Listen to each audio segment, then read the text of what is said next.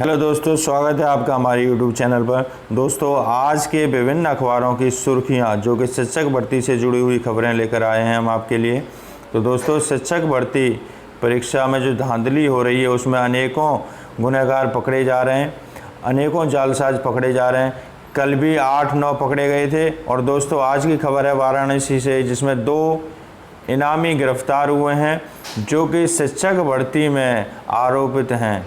तो दोस्तों, इसको हम पढ़ लेते हैं। उत्तर प्रदेश लोक सेवा आयोग द्वारा आयोजित एलटी ग्रेड शिक्षक भर्ती परीक्षा धांधली में वांछित 2 आरोपियों को शनिवार को एसटीएफ ने चोलापुर क्षेत्र के बायर बाजार से गिरफ्तार किया है। दोनों की शिनाख्त जौनपुर जिले के नेवड़िया थाना के दोहावर निवासी अजीत चौहान और अजय चौहान के तौर पर हुई है। दोनों ने 15-15 हज़ार का इनाम घोषित था। दोस्तों, पुलिस ने इन पर 15-15 हज़ार का इनाम घोषित कर रखा था। दोनों के पास 2 मोबाइल, 1 डोंगल बरामद हुआ है। एलटी ग्रेड शिक्षक भर्ती परीक्षा में 2018 में हुई धांधली का भंडाफोड़ हुआ था। एसटीएफ वाराणसी ने किया था। इस मामले में कोलकाता निवासी प्रिंटिंग प्रेस मालिक कौशिक कुमार, लोक सेवा आयोग की तत्कालीन परीक्षा नियंत्रक अंजू कटियार, अशोक देव चौधरी और शैलेंद्र पटेल को अब तक गिरफ्तार किया जा चुका है।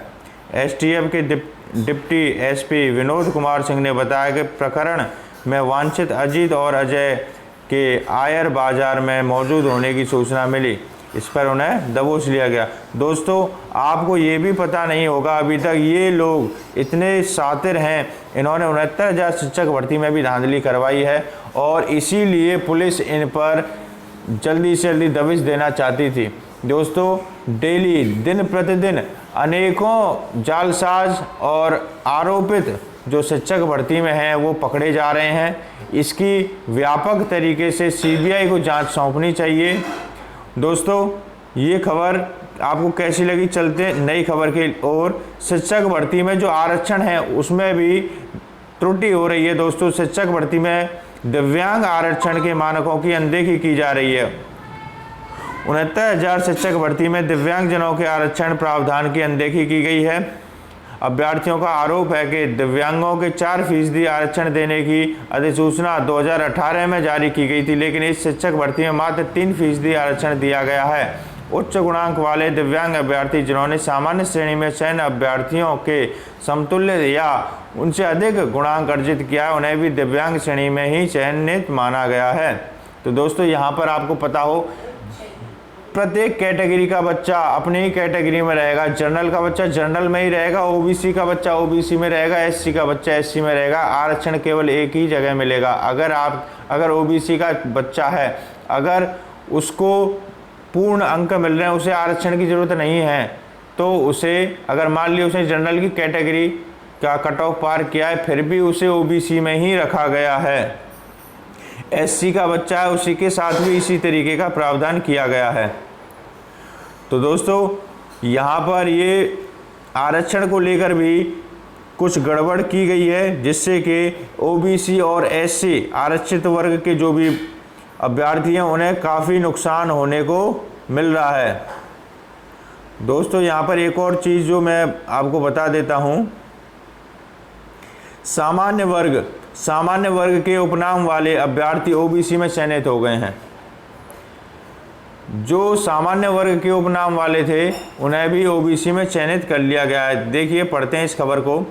69,000 सहायक अध्यापक परीक्षा में राहुल उपाध्याय नाम के अभ्यर्थी का चयन ओबीसी में कैसे हो गया? पढ़ने या सुनने में यह जरूर अजीब लगेगा। उपाध्याय उपनाम ओबीसी में कैसे हो सकता है? दोस्तों, उपाध्याय जो है ब्राह्मण वर्ग होता है। इसी तरह आजमगढ़ की अर्चना तिवारी का चयन भी ओबीसी में हो गया है। सामान्य वर्ग के उपनाम वाले अनेकों अभ्यर्थियों को ओबीसी में बताकर जारी की गई परीक्षा की अंक तालिका सोशल मीडिया के जरिए बेसिक शिक्षा निदेशालय से लेकर शासन तक पहुंच गई है। राहुल उपाध्याय पुत्र जय भगवान सिंह ने सहायक अध्यापक भर्ती परीक्षा के लिए आवेदन किया था। उनका रोल नंबर था 28-28-10-05-716 था। परीक्षा नियामक प्राधिकारी कार्यालय की ओर से 12 मई को घोषित परिणाम में राहुल उपाध्याय को उत्तीर्ण घोषित किया गया। राहुल उपाध्याय की अंक तालिका जारी हुई तो उन्हें ओबीसी का अभ्यर्थी घोषित किया गया। इसी प्रकार आजमगढ़ निवासी अर्चना तिवारी जो पुत्री हैं जगदीश प्रसाद ने भी आवेदन किया था। उनका रोल नंबर था 49 परीक्षा परिणाम में उन्हें भी ओबीसी का छात्र घोषित किया गया है। दोस्तों, यह ओबीसी वाले छात्रों के साथ में बहुत बड़ी हेराफेरी की जा रही है। ये सरकार या भर्ती बोर्ड जो भी इसमें मिलीभगत अवश्य हो सकती है, क्योंकि इस प्रकार से जनरल के बच्चों को ओबीसी में किस प्रकार से चयनित कर दिया गया, इसमें तो कोई पक्का सबूत है ये कि इसमें सरकार पक्ष या फिर भर्ती जो करवा रही है संस्था वो इसमें अवश्य ही मिले हुए हैं। तो दोस्तों, यहाँ पर आपको इसके लिए भी समझना पड़ेगा। परीक्षा नियामक प्रणाली जो है ये भर्ती प्रक्रिया को अंजाम देती है। दोस्तों, अवश्य ही कहीं ना कहीं से कोई ना कोई इसमें से सुराग लगा के मिला हुआ है। इनके गुणांक सामान्य वर्ग को पार नहीं कर पा रहे होंगे, इसीलिए इनको ओबीसी में डाल के चयनित घोषित कर दिया गया है। दोस्तों, इसी प्रकार की अनेकों धोखाधड़ी की खबरें आती जा रही हैं और सभी जालसाज पकड़े जाएंगे। इसकी सीबीआई जांच होनी चाहिए। दोस्तों, एक और जो खबर आ रही है, देखिए किस तरीके से फर्जीवाड़ा होता है। एक ये अनामिका शुक्ला नाम की एक टीचर थी जो कि 25 जिलों के विद्यालयों से अपनी तनख्वाह ले रही थी। लगभग एक साल से ज़्यादा हो गया था, लगभग 13-14 महीने से ले रही थी। दोस्तों, इसने एक ही नाम से एक ही अकाउंट में इसके 25 जिलों से तनख्वाह गई है। इसने करोड़ों रुपए इस तरीके से तनख्वाह के ले लिए हैं। ये बहुत ही बड़ी जालसाज है। इसने क्या किया, अपने डॉक्यूमेंट में धुंधली फ़ोटो लगा दी और यहाँ पर आज इसका खुलासा हो चुका है और इसको दबोच लिया गया है। दोस्तों, इस तरीके के दोस्तों अनेकों फर्जीवाड़े सामने आ रहे हैं। आपकी 69,000 शिक्षक भर्ती प्रक्रिया में सामान्य वर्ग, ओबीसी वर्ग को, आरक्षण वर्ग को देखते हुए भी यह बहुत ही इम्पोर्टेंट खबर आ रही है। दोस्तों, इसको बड़े ध्यान से देखिएगा। इस प्रकार से ओबीसी और एससी एसटी के बच्चे, ओबीसी और एससी के बच्चे जो अच्छे अंक वाले थे वो तो हो गए, लेकिन जिनका गुणांक कम था वह बेचारे इन धोखाधड़ी के वजह से चयनित नहीं हो पाए हैं। इनका बहुत ही नुकसान हुआ है। इस चीज़ को सरकार को अवश्य ही सुधार करना होगा अगर ये कोई त्रुटिवश हुआ, अन्यथा इसकी जांच अवश्य ही होनी चाहिए। तो दोस्तों, आपको आज की खबर कैसी लगी, बने रहिए। अगली अपडेट के लिए हम अवश्य ही नई अपडेट लेके आएंगे आपके लिए। हमारे चैनल को सब्सक्राइब कीजिए, वीडियो अच्छी लगी हो तो लाइक कीजिए, सभी दोस्तों के साथ शेयर कीजिए।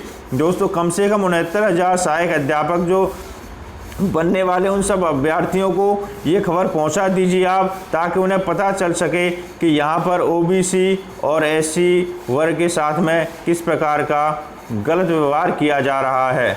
क्योंकि जनरल के बच्चे जो सामान्य वर्ग के हैं उन्हें ओबीसी या एससी में चयनित करके उनकी सीटों को नुकसान पहुंचाया जा रहा है, उनकी सीटें कम की जा रही है। इससे बहुत बड़ा नुकसान होने वाला है आरक्षित वर्ग के बच्चों के लिए। तो दोस्तों, आज के लिए इतना ही। धन्यवाद।